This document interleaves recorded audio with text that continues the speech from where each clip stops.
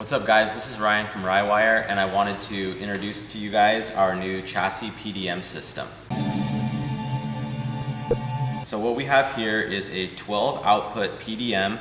It's a full solid state system that requires no fuses and no relays. It's all programmable outputs. 12 outputs as well as 10 inputs. So an input could be a switch and an output is a device like a fuel pump, a fan, or a light bulb. So of course you get the PDM module. It's really lightweight. I mean, it's smaller than my hand. It can fit behind your ECU or near your ECU. If you have a Rywire harness, you'll probably be pretty familiar with this kind of 20-pin plug. We use these pretty standard on all of our harnesses, but what you'll be able to do is to select what Rywire harness you have and we can make it plug and play. You can actually pin this harness to any harness that you have. It doesn't even have to be an aftermarket harness. It can be a factory harness where you just cut it off and you can pin our terminals and connectors onto your harness and it will plug right in. One of the main items here is the engine integration. We can call this one gauges or we can call it interior harness. There is a few wires here that you're gonna need to hook up to a master switch and then some other power wires that are available to power your digital dash. Next is switches. So you can choose to switch your module. So what you'd be doing is you'd be switching the devices on the outputs. We can have this programmed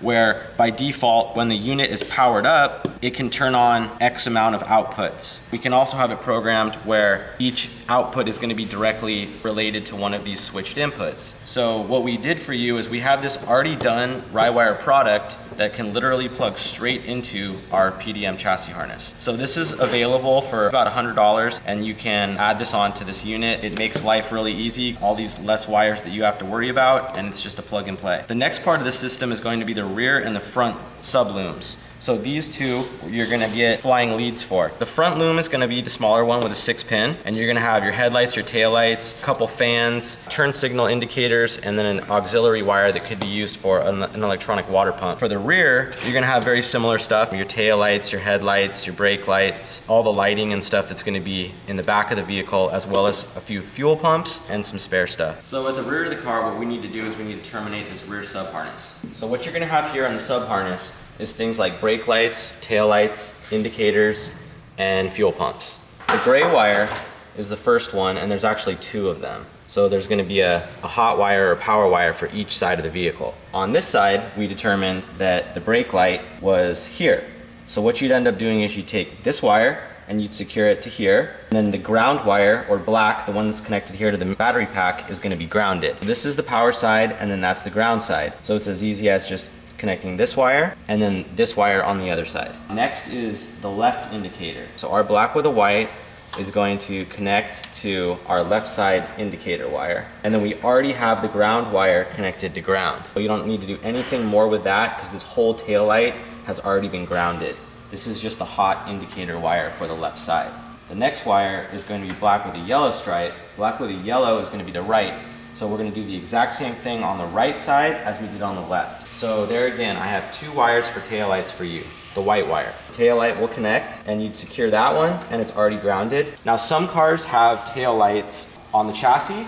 Sometimes they're on the hatch or they're on both. So what you could do if you really wanted to, on this car we're going to keep it really simple and just have taillights just on the sides, on the outsides. But if you wanted to, you could splice into that white wire and then you could send it up to the trunk. You would just secure one side to ground and the other side to your white power wire, and that bulb will illuminate with the rest of them. So next, what we have, a fuel pump. So if you see down here, you can actually tell that we've already lifted the lid for the fuel pump, and under there you're gonna find one fuel pump and a sending unit. So the sending unit is gonna be for level. And we do have a wire for level as well. Fuel pump number 1 on our pinout is a red wire. So this red wire is rated for 15 amps. It's a 16 gauge Tefcell wire. If your fuel pump draws an excess of 15 amps, what you're gonna wanna do is you're gonna wanna grab the other fuel pump wire, which is this green wire right here, and you're gonna stack them together, and this will total 30 amp draw. So if you have a really big fuel pump that draws a lot of pressure or a lot of flow and draws a lot of amperage, then what you do is you crimp two of these together and you terminate it.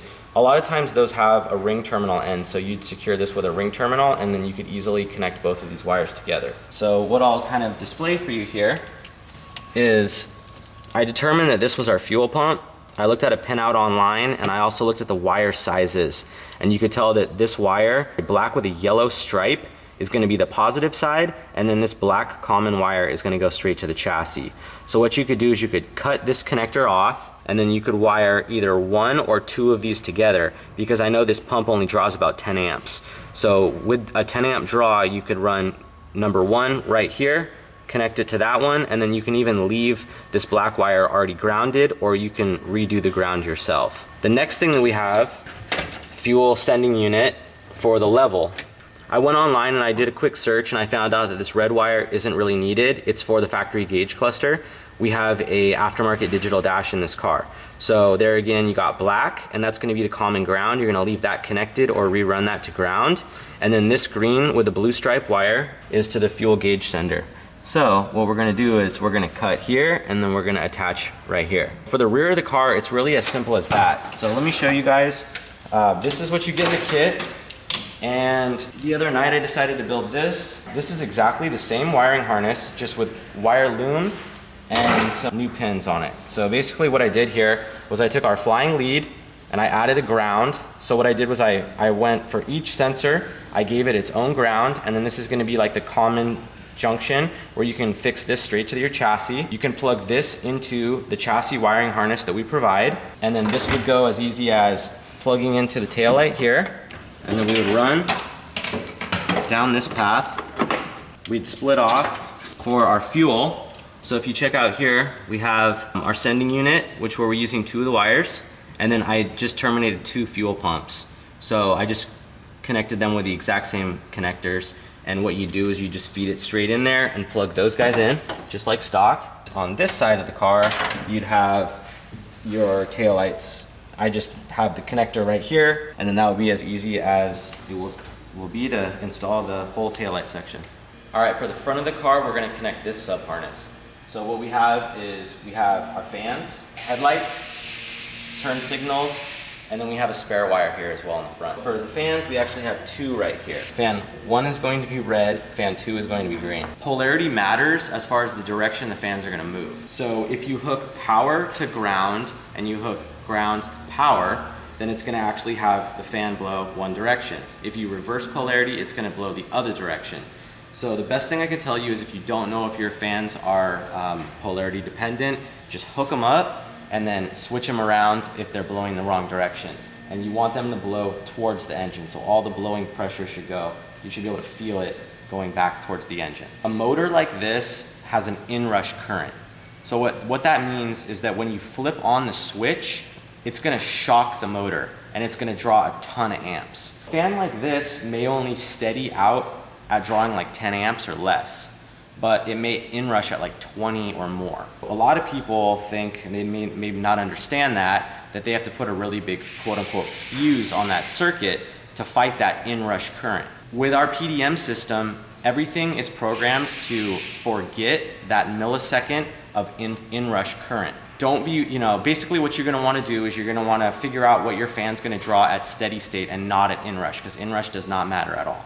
With these fans, they draw about 10 amps, and then this wire can handle 15, so we're gonna be totally fine. Even if this draws 25 amps or 50 amps for a split second, it's gonna be not a big deal at all. The PDM is going to just pretend like none of that even happened, and it won't burn the wire. You can set your fuses, quote unquote, in the PDM a lot lower that way. So these 2 wires are gonna end up going to one of these 2 positions on your fan, the plus or the minus, depending on which direction you go.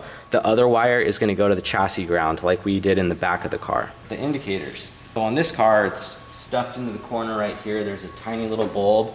Our right side was our black with a yellow stripe. So that's gonna go to the power side of the indicator. On the other side of the car, it's gonna be the left side, which will go to black, white. Next, we're gonna hook up our headlights.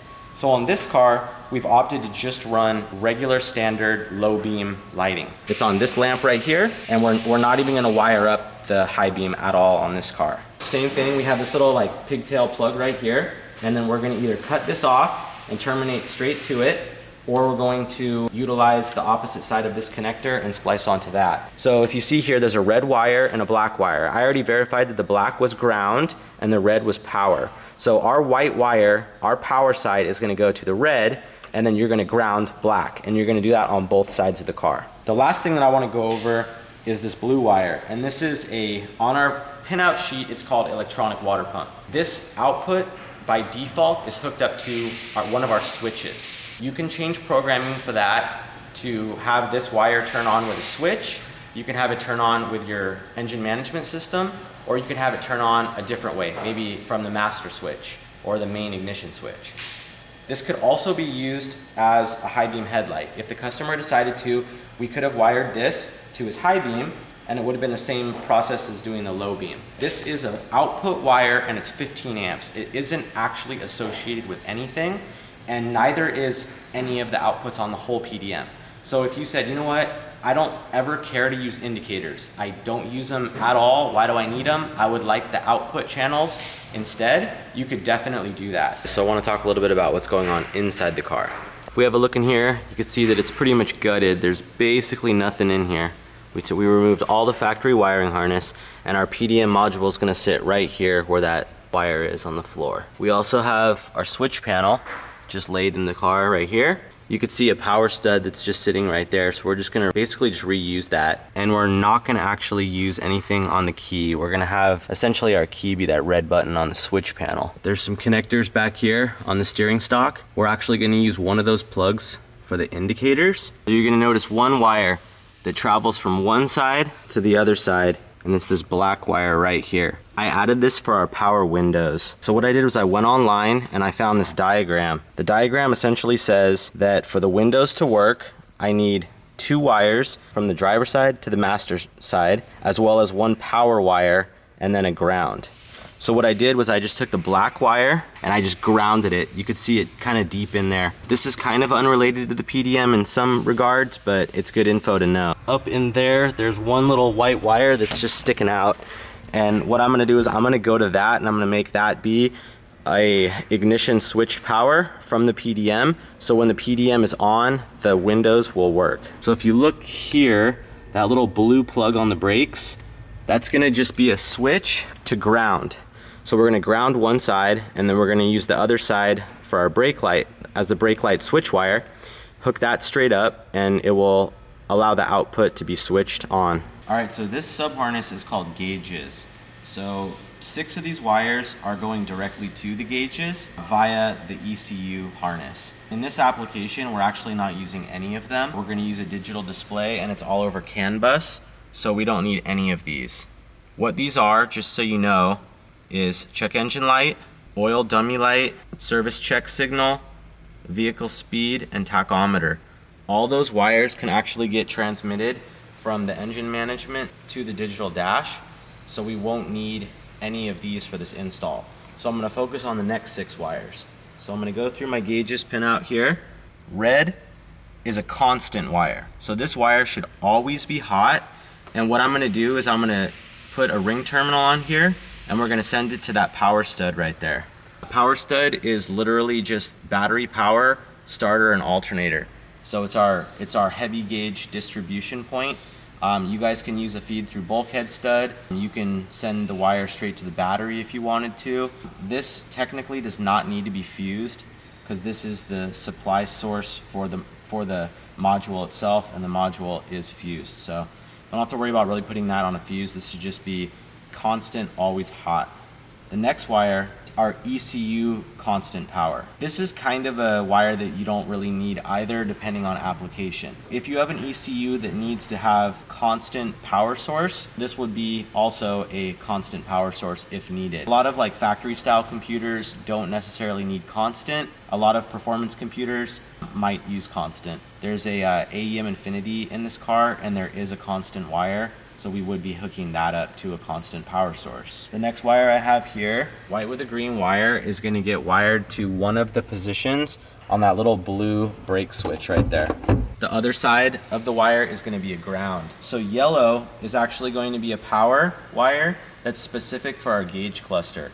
So this is not a high output wire. This is literally shared with the ECU power output. This wire is going to be hot or on when the ECU is. So I'm going to save this wire for our digital display, we have an AEM digital dash in here, and a little, 2 amp wire is going to be perfect to turn that unit on and off. There's also a ground wire here. So this black wire is ground, and this can actually ground our digital display. So this green with the blue, we actually hook this exact same wire up in the back, and this is our fuel sending unit wire. Depending on your digital dash or your cluster that you're using, this may go straight into the back of the digital display. You might have to set up a channel on, like, if you had like an AIM dash or something, you could send this in channel 1, and then you could program accordingly and then do the resistance values from a full tank to a low tank. Whoever you're getting your digital display from should be able to share information on how to hook this wire up.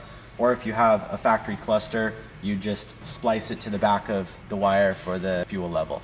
Pretty easy if it's a factory cluster and a factory sending unit. All right, so I want to go over the final install of this product. I want to show you guys the way that we ran the headlight wires. It's really hard to see, but in the front you can see we have a connector there, and then it just ran right along here on the top. Barely even see the wiring. It's all underneath that core support. In the back of the car, you could see a little bit of where we ran for the fuel pump, and then around this battery, don't mind the charger pack and everything on there, and then around to the other taillights, and then we just went up on the hatch to just integrate to only the reverse lights. So inside the car, we have it laid out. I want to have these guys build a little bracket mount for their ECU and the PDM, but I just kind of zip tied everything together right there. There's a couple connectors nearby. The wiring goes up the side, kind of runs behind. You can see all the zip ties, but it's just kind of all ran behind. We're actually on right now. You can see the switches. You'll notice an AEM digital display harness. That connector right there. The connectors for the indicators, the factory steering stock, connector for the brake light switch, and then something for the windows over on that side. So it's real simple in here. Just a power wire, a couple connectors, harness goes to the front, harness goes to the rear, goes to the windows, goes to the ECU, and we're online right here.